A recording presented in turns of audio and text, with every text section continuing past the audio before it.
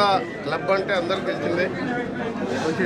ఎంతో ప్రసిద్ధిగాంచి గత 59 సంవత్సరాలుగా ఎంతోమంది ఇక్కడ ఉద్యోగులకు కానీ బిజినెస్మెన్ కానీ ఉదయం జిమ్తో పాటు స్విమ్మింగ్ పూల్తో పాటు మంచి ఫంక్షన్ హాల్ ఉండి ఈరోజు ఈవినింగ్ ఇది చిన్న సిటీ ఉండే ఈరోజు మున్సిపల్ కార్పొరేషన్గా మొన్న మా ప్రభుత్వం వచ్చిన తర్వాత ఏర్పాటు చేయడం జరిగింది. తొలి మేయర్గా గురు చైతన్య శ్రీనివాస్ రెడ్డి గారిని ఒక మహిళా సోదరిమణి మేయర్ కావడం ప్రజలకు ఈ సందర్భంగా ధన్యవాదాలు తెలియజేస్తున్నాం.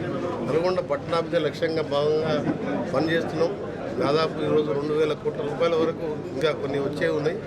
600 కోట్లతో 2,000 కోట్లతో ఔటర్ రింగ్ రోడ్తో సహా ఇవన్నీ పూర్తి చేసి తెలంగాణలో హైదరాబాద్ తర్వాత బెస్ట్ సిటీ ఎక్కడుందంటే బెస్ట్ కార్పొరేట్ ఎక్కడుందంటే నల్గొండ అని ఒక సింబల్ లాగా ఉండడానికి సూపర్ స్మార్ట్ సిటీగా తీస్తున్నాం.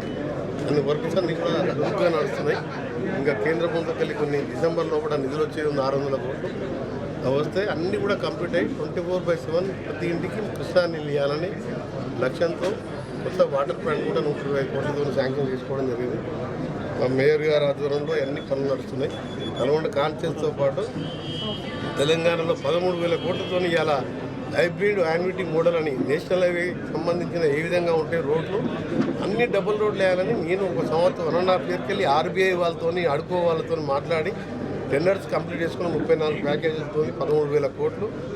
ఒకవైపు పంచాయతీరాజ్ కూడా 16,000 కోట్లతో దేశంలో ఎక్కడ ఏ స్టేట్లో విధంగా అన్ని డబుల్ రోడ్లు వేయాలని నా లక్ష్యం. ఎందుకంటే నేను ఏ పని చేసినా పట్టుబట్టి చేస్తాను కాబట్టి ఇలా ముఖ్యమంత్రి గారి సహకారంతో ఆర్బీఐతో తీసుకోవడం దేశంలో మొట్టమొదటిసారి. ఏ రాష్ట్రానికి ఆర్బీఐ ఇవాళ గ్యారంటీ ఇవ్వదు.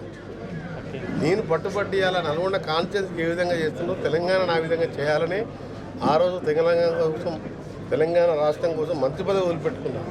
ఈ 5 ఏళ్లలో ఒక ఛాలెంజ్గా డే నైట్ పనిచేస్తూ ప్రజలకు అందుబాటులో ఉంటుకుంటూ నల్గొండకు అవసరం వచ్చుకోకుండా రాష్ట్రం మొత్తం తిరుగుతూ రోడ్లు వేసే కార్యక్రమం కానీ ఇరిగేషన్ ప్రాజెక్టులు పూర్తి చేయడం నా టాప్ ప్రియారిటీలో పెట్టుకొని ఒకవైపు ఎడ్యుకేషన్ సంబంధించి మహాత్మా గాంధీ యూనివర్సిటీలో ఈ సంవత్సరం బీ.ఫార్మసీ లా కాలేజ్ కూడా స్టార్ట్ చేసిన.